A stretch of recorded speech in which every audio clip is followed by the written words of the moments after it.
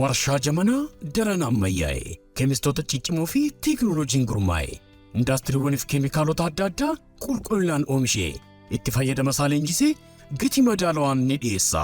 Allied Chemicals maqaansaa warshaalee saamunaa fi ditarjentiif kallee fi sibiilaaf warshaalee meeshaalee ijaarsaa oomishanii fi warshaalee waraqaa oomishaniif kan tajaajilan soodiyem silkeet dhangala'aa fi jajjaboo alkaalaayinii fi niwutiraal dhangala'aa fi jajjaboo liiniir alkaalaayinii beeziin salfariik aasiid laabsaa soodiyem laawuriis itir salfeet SLES salfariik aasiid kokodaayitaanoolaamiid CDEA kokaamaayidoo piroopilbeetaayin CAPB fi ajaja addaatiinis ni oomishna.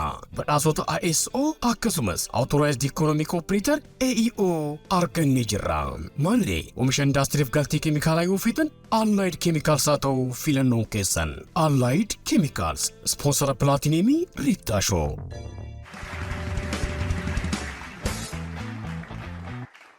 Galatuma ashamashammaa lamanni isaa namni xinnaa guddaa jaarsaaf jaartii kabajamtoota daawwattoota televezyiina faana kun Riittaa Shoodha. Riittaa Shoo har'a keessummaan isiniif qabatee dhiyaate weellisaa keenya sagalee kiloolee jaalatamaa weellisaa Abdallaa Huseeni yeroo dheeraadhaaf albama ajaa'ibaa hojjechuudhaan uummata kiyya biratti waan hin taaneen gadi hin bahu jechuudhaan dhumarratti ammoo zaansaa ga'ee hojii bareedaa ta'e xumuruudhaan haasan jireedhee jira. Qopheessaa Beessaa Riittaa Taaddalaati gama daayirektingiitiin Faayisaa Addunyaa Kaameeraaf sagalee ni moonaa Riittaa. Sagantaa kana sadarkaa Pilaatineemiidhaan ispoonsara kan isiniif godhe Allied Chemicals guddaan galateeffadhaani. Gamoo uffataatiin magaalaa Adaamaa gamoo Oliyaadii jalatti kan argamu Abbukkii Pirootokool guddaan galateeffadhaani. Meegaa Abdallaa Huseen baga nagaan naa dhufte. Baga nagaan artistii gaazexeessaa Riittaa keenya. Ayyigaa Abdallaa Huseen namni hojii yookaan aartii kana gaafa jalqabu qaqallaa kana beektaa?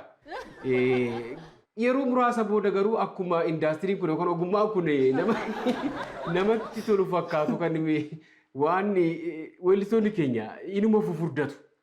Furdatteetta. Mareegaa qallachuura furdachuu moo yaa furdatte humnaas qabda waan ta'eef. Isa wayyaa. Egaa furduun likkumatti wayyaa garuu qallattee akka mukaasan ta'uu dhaha. Egaa. Waan jirtuuf ga'umaan ta'u. Garuu uumamumaanuu namni kun ammas qallumaa fi gaafuma dhalatuu haa amma bara. Dibichi kun barni beekamaa biree haa ogguma dhalatuu haa yabbumaa jira. Dibicha waan deemtu qabeetta. Hawrii kun amma horumaa gaafa laaltumma jabbiinuu laal. Baadiyyaa turree miti reeni beenya. Cuma tal waan hoggaan bokuun akkami dibichi nama gaafuma dhalatuu ajaa'iba jaan. Waan ajaa'ibate. Dibicha boruuf ta'u gooranatti beekanii itti Oromoo. Akkasii haa itti fufigaa. Waan ajaa'ibaati. Mee weellisaa Abdallaa Huseen irra caalaa kiliippii tokkoon uummata biratti sirriitti geessee ergasii hawwisoowwan garaagaraa wajjin waltajjiiwwan gurguddoo akka biyyaatti ayyaana irratti miidiyaalee garaagaraa irratti shaggooyyee kana irraa gashuudhaan beekamta. Gara boodaatti sirriitti ni haasofna. Mee namoota tarii Abdallaa sirriitti haa beekan hoo jenne Abdallaan eenyu eessatti dhalatee ka jedhu kanaan jalqabnu. Hayyee galatoomaa anis Abdallaa Hussein Ibroo Barikoo Harsadiiti. Akkasumatti gaanii akkuma Oromiyaa bal'oo keessatti dhaladhee Harargee lixaa aanaa meesoo Asabooti. Naannoo kamisan garaa raadii diidaniin janga shaggooyyee jira achumatti durumaa'u taphatama. Anis akkanumatti qochis tureetumaan xiqqoo aadaachis dhaqqabadhee shaggooyyis xiqqoo taphadhee gara magaalaatti as dhufee gaafaan dhufamu ammayyeeffadhe jechuudha. Jalqaba garuu mana barumsaatitti Abdallaan muuziqaa yookaan sirba kanaaf dandeettii addaa waan qabuuf Abdallaa maal barattaa gaafuma jedhamu muuziqaan baradha shummaa jechaatuma guddatteedha. Waan mana barumsaa keessatti muuziqaa qofti akka jirutti maarkii yookaan qabxiidhaaf gaafuma sirbitu achumaan sagalee bareedaa akka qabdu namni sitti mee gara Adaamaa kanaa Asaboot irraa akka dhufteen dhagee seenaa isaa ilatti himi. Sirriidha. Mana barumsaa gaafa kutaa takka lama jennee seennu muuziqaa jira keessa akkuma ispoortiin jiru muuziqaanis jira. Malaan jireenya jedhanii gaafa san finnaa inti malaan jireenya sana waggaas hin beeknu muuziqaa san. Muuziqaa kana waa lama irraa arganna. Tokko sirriitti gaafa sirbinu ijoollee keessaa nu qabxii san fiduudhaaf. namoonni achi jiran immoo barsiisaa fi barattoonni illee akka hubadhee yeroo sanaan ijoollee irra qabxii gaarii ittiin fide jedhanii akka gaarii giseen qophaa'ee dhufee gallakkas ijoolleen isin bashannanti barsiisonni isin bashannan. Gaafa muuziqaa jira jaan lakkumaan kutaa 2-3 gaafa gahu guyyaa muuziqaa jaan kilaasiin biraalleen ala garee Abdirraa fa'aa maal qabdan muuziqaa barsiisonni isin dhufan maal qophaa'ee dhufee amma immoo sirba barbaadeetiin haadhiin gidda akkasii dhufanii arraas maaliin qopheessaaf jeetiin qophaa'ee sirboota deemee teephii takkaa jiraan xiqqoo takka. Mufaa bira taa'ee gaaas xiqqaanii siimi. Suutuma dhageeffadhee osuma fa'aa warri gurguruu guddaa nu areeni. Jechuun gabaa qabadheetumaan dhaqaaf. Wanti sana immoo ani hin beeku gaasan qabxiitii jaa guddifachuufi sirba. Namoonni immoo akka na odeessii gaasu. Weellisummaa kee fudhatee namni? Fudhatee jira. Ani hin beeku ofitti. Har'a gaafaan dhaabbadhee ilaalu waan isaan bu'uura naa taate yeroo sanuu muuziqaa keessaan jira kan hubadhe. Waa tokko dhagee abbaan kee bakka hin jirretti shaggooyyeen hin hoo'itu jedhame qe'eetti atilee intarviyuu akka isaan goote erga gara aartiitti seentee booda deebitee Harargeetti intarviyuu akka isaan goote dhageen jira. Ajaa'iba gaafii na gaafattanis abbaa kiyyaan gaafadhe intarviyuu godhee akkasumatti. Waa jettiin? Gaafni isa gaafadhee gaafaan gara muuziqaa kanatti dhufu. Akkamitti waan nu kunna seeni maalirraa kasee jechuun gaafaan abbaa kee gaafadhu shaggooyyeen taphadhaa jedha. Ammas sagalee baankii ittiin gaafa itti kadhatanii dassaa jedhanii ittiin mirriisuufaa wanta tokko waan dhagu hin jaaladha hin dhageeffadhu sumaa'u sagalee bareedaa qaba. Sagaleen isaa kiyya caala biizii sagalee furdaa qaballee. Samboo deemeetiin hiriyoota isaa isatti badhiisee shaggooyyee akka taphatu hiriyoota isaa duubaa gaafadhu. Akkamiin? Bakka abbaan kan jiretti shaggooyyeen toltu. Gaafaan gaafadhu an barna akkaan taphadhu. Harreewwan hin jirre bakka taphni hin jiru itti qorre jechuudha.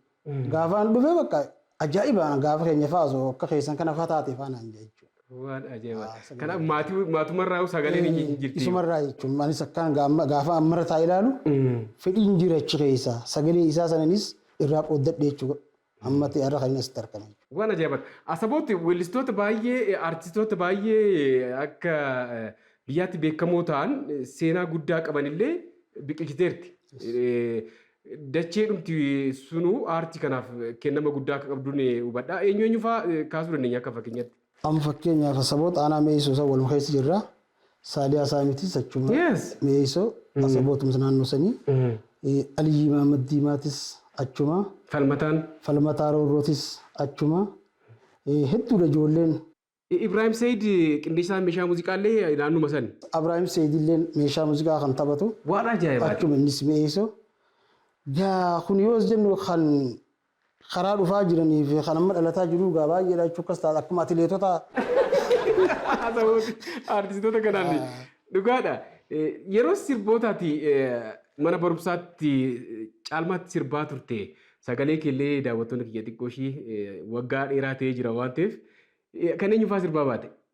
Amma barattoonni yeroo sanis akkuma kiyyatti kan jiranis silaa guddatanii barsoonni kiyyalleen kan jirus ni yaadatu ta'a.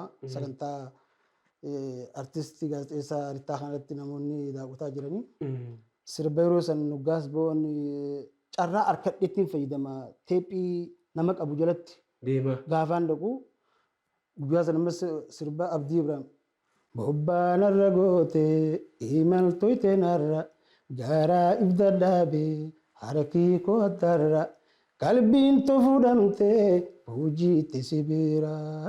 Hoggaanan kan ichi fakka barattoonni jedhan har'a kana kayyaani waa buru torbaan dhufnaa agartanii jetiin biraa deeme jechuudha. Abbituu kanallee yeroos.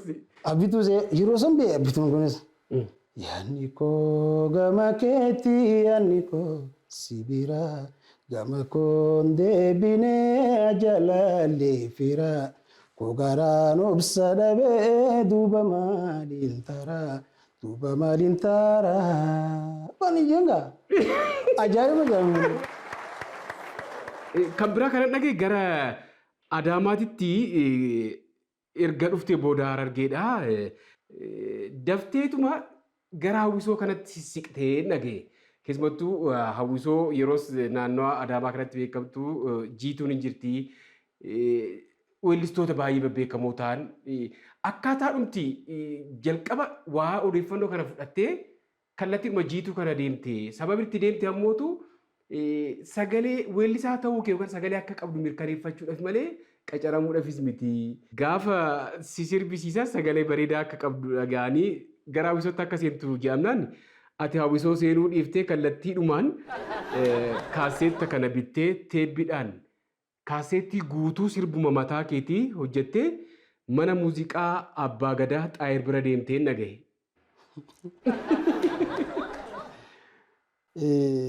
Haa galatoomuu Caalaa Haayiluu hiriyaa ishee tokko waliin barannaa yeroo san kutaa sagalee mana hireeffannee waliin jirra. Dabareetti gaafa waa dalanyu ani hoggaanis taraa dabaree xiyyaa dalagu inni naannoo warroota artistoota kanaa waliin muuxannoo qaba. Ani gaamma barumsumarra waan jiruuf muuziqaa ammaas kaniin duraan san keessaa bahee waan ta'eef sadarkaa elementariitti hin jiru waan ta'eef an barumsumatti xiyyaafannaan kiyya. Amma ibseen waa hojjetu shaggee burtukaanato shaggaa mandariinato shaggee burtukaanato gaafaan kakkanayyuu dhagee ati barii artistiidha hojii artiin keessa jirtaa maaliif gara muuziqaan deemne ozumanni kanaan jejjaa na tuttuqa gisee hunda ozumaan juutii nama jiituun tun Amin Hussein faan baalin bu'aa kana urgii daadhii faa yaa Oromoo irra uuman buluu kana mana barumsaa waliin barannaa immoo kana reediyoon osoo hin dhaga'u shibbiroo kasii rohuun gallakkisa. Urgii fi Amin faan eessa jedhamu bokkan hoggaan jiitu koot wal qabannee dhaye. Milaalee mee sirbinaan jedhan sirboonnaan amma abdii hore. Warra jiitu sina warra hawwisoo. Warra jiituutu manaan jedha maal barbaadde mee sirbuuf ta'e sirba abdii Ibrahim ta'a hoggaa saaraa habee tokko jira kaa waan jiru.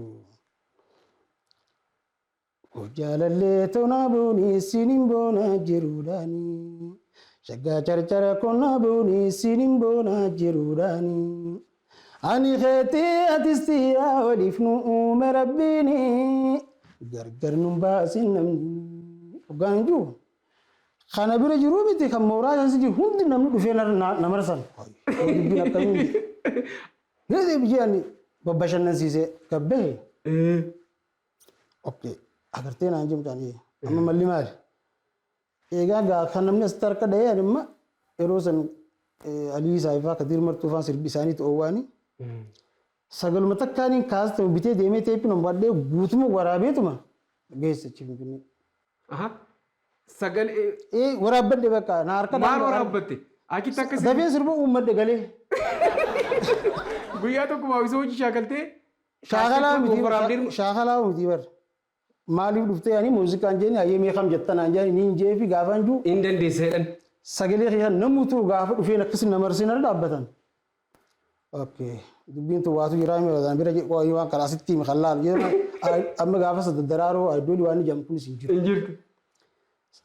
Kaasa duwwaa biteetumaan keessa kaa'ee sirboota garaagaraa godhee ifi waraabisee jedhama takkaan. Gara heddummeeffadhee. Mana muuziqaa Abbaa Gadaan geesse. Of waraabdeetuma albama sirba irraa bitee. Muuziqaan waan akkasitti hojjetamutti fakkaatetti teebbiidhaan of waraabdee kaaseetti hojjedhee jiran irraa biteetteeni. Ayyaas kan na dhugee kaasetti kan dubbanni keessa haa'e itti gabbani. Haa'e birrii qabdaa yaan jedhe. Maal sun birrii qabaadheen dhufaaree birrii si gurgurachuuf hin dhufeen si bira jirti birrii fite haa hin jee. Ati immaan tana sagalee bareedduu qabdaa waloloof yaddaluu sii dalagan idala iddaa jee. Hin taane min ba'ee keessaas baasii fidin jeen. Takkittiin naa himtuun jeen amma. Carraa lama si biraa qaba.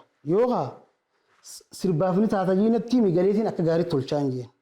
Lakki sagaleen ta'e sirbaan taatoo jettees na hin barumsa kanan akka ajaa'ibatti tolchaan jeen lamaan dhabooni.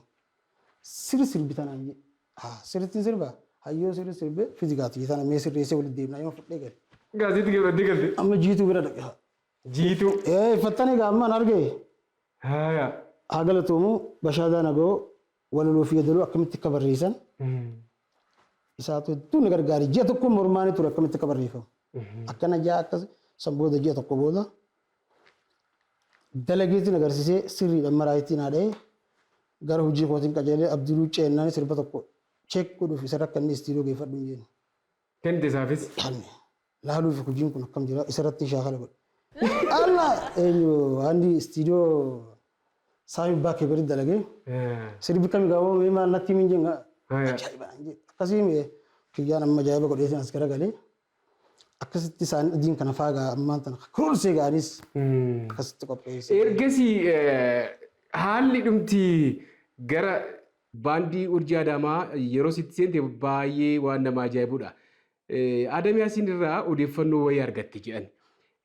Weellistoonni ciccimoo Odaana Beejiitu iddoo garaagaraatti irraa walitti qabamanii akka Adaamaatti taawwisoon jabaan tokko akka hundeeffamu Adam Yaasiin irraa odeeffannoo xiqqoo ishii dhageettee duubarraan deemtee aadaaf turizimii naaf fakkaata waajjira guutuurratti sirbitee osoo dorgommiin hin jalqabamin akka miseensa urjii Adaamaa taate dursitee beektee naan jedhan. Egaa amma gaafa namicha waa lama qabaan jeeni muuziqaaniif cimsuu qaba gaafan jee iddoo muuziqaan jiru san booda odeeffannoo fudhachuun eegalee jiiturra jedhee maaltu jira Adaamaa keessatti baandiin kan jiru Odaana Bee dhagee barbaadeen dhufee Tasfaayee jira Waartee Furii jirti Adam Yaasiin Booratiyyaan jira hedduudha namni amboon dhufuu gurbaa wayii balbala ta'a guddaadhaan dhugaas xiqqaasi deebi'u seenuu hin danda'amu jee itti deebi'eetiin maaf seenuu simmeetiin balbala beetiin deebi'e. Ati Oromoo miti iddoo kana waan Oromoo jira beekami jetta namni waan dhufeef maaliif beekannaan akkamsi godhame kottu jee walnana jee garuu mucaa kana qabaa dadhabee dhufu malee jee ilaalaa jee. Weellisuma itti achis deemte? Yoo dhufu amman tana addaraashni guutuudha xila'uun jira wal barimee jennaan sirba hoggaan itti gallakkisu lafaa kan hirkadhani ammarraa jalqabee Odaana Bee mucaan kun haasee nu jaariin. Guyyaa tokkotti? Oggumsan seenee kan mareef na deebisan seenee taa'ee Adam Yaasiin Booratiyaa Rabbi Raamtaa godhuu fi nas eessaa dhufte akkanaa ga'e. Tuni baandiin teessan itti shaakaltanii nuti baandii guddaa tokko dhaabuu deemna. Jabaadhaa naan jee. Baandii guddaan isin dhaabdan sarree eessaan jeen. Turizimii magaalaa Adaamaa eessa turizimii magaalaa Mabiraatee Likkas akkasii. Asitti dabre achitti dhiironni dabaramoonni kofaree guddaa jee gaajjeetumaan gaamma. Itti qajeele hoggaan qajeelaa turizimiin hin dhufe shuumii jennaan innis egaa rabbi itti araaramuun illeen maal naan jenii sirbaan jenna kana baandii guddaa qabdanii. Maal sirba itti gallakkise jennaan sirba qamar kana hoggaa haara bee. Haasawni kee ni mi'aawaa jechi kan kee nama saawaa nafsi sawaa sawaa sawa yaa bareedduu dirree dhawaa an jennaan hay. Hay. Aba tokkoon dhufee jeetu biiruu mara deemee sirbisiisa biiruu hundara. Nama warqadee baandii dhaabnaa gaafa aga baandii san dhufii nu gaafadhu seente bakka dorgommii gaafa juutis dorgomsiifna. Gaafas kottu? Kottu naan jedhani. Yoo nama si gabboo Adam faan Yaasiin faan Booratiyyaan afaan dhufe maal si goota aboon tanaa seenee hin jennu. Akkami seentannaan biiroo irra deemee sirbee hin jennu. Sindursee seene? Sirbee bakka fitadhee haan. Hin kute baandii urjii Adaamaa tana akkasittiin gaafa san seenee san booda dorgommii ture sinimaa beetii kana keessatti nama baay'ee wajjin hin dabrisaniisi. Akkasitti dhaabni hagammaa baandii urjii Adaamaa keessaan jira jechuudha. Sirba baay'ee bareedaa ta'e uummata wajjin erga wal bartee booda kilippii osoo irra hin deebiin hin baddee sababiin itti baddee maali? Kan jiru wal harkaa uummata Oromootiin dhugaa dhabatee jira. Hedduu naasii yaafataa turanii. Artiin tun horii feesistii dandeettii qofaa miti. Yookaan jabaa qabaattee as gargaaru qabaachuu qabdi. Jabaan kiyyaas uummatuma Oromoo kanaanii yoo abbaan iyyate ollaan dirmataa jedhan. Kanaaf hagammatti lakkuma jireenyi deemaa jiruunis jirti. Of deebuu maatis godhadhee jira. Kanaaf haalli natti toluu dadhabe. Akkuma godhee tirsee kaastaa nama gaafaan godhu dalagee xumuru.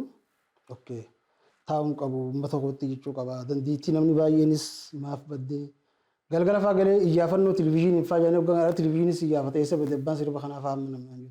Biyya laafaa deemtee haganaan jedhanitti. Yaa Oromoon biyya laas hin deemne asumaan jira Oromiyaa keessa. Socho'uudhaaf dandeettii qabu kana gaafa na bira jiru kiyya. Kana biraa boo kun gaafachi bee uummataati. Artii jechuun ifumaafuu mataan isii muuzeemiidha uummata tokkoof. Afaan san aadaa afaan san gaafa bareechite. Ara miidiyummaanuu sirbaan malee hin tolu. Shufeerri karaa deemu sirba malee hin banatu. Namni itti booharu. Namichi artii dalagu matumti isaatu innumtu qabeenya uummataati. Garuu jiraachuuf waa barbaachisa.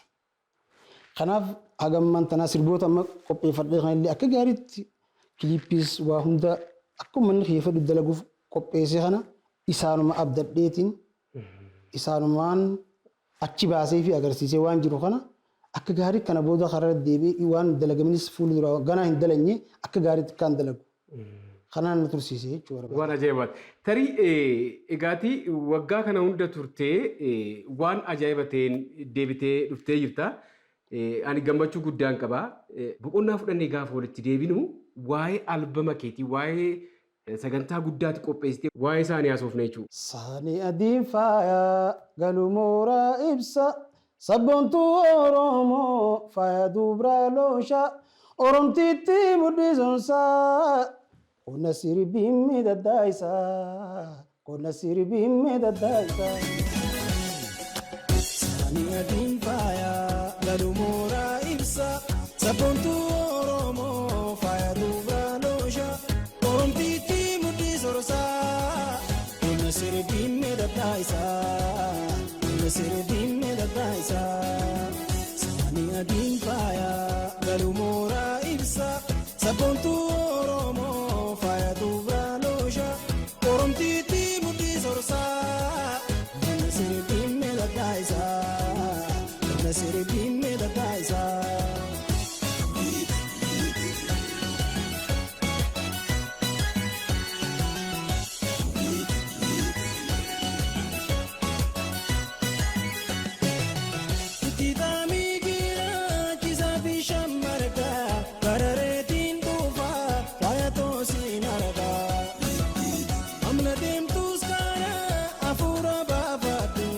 Barbaadan jira ana iyyaafatu aduun hirnaan diitee qaraaruun guyyaadha yookaan wal dhabne maraatuun guyyaadha odaa mukaa guddaa caayaa Oromoota gargar nu baasini ayyaanni baroota.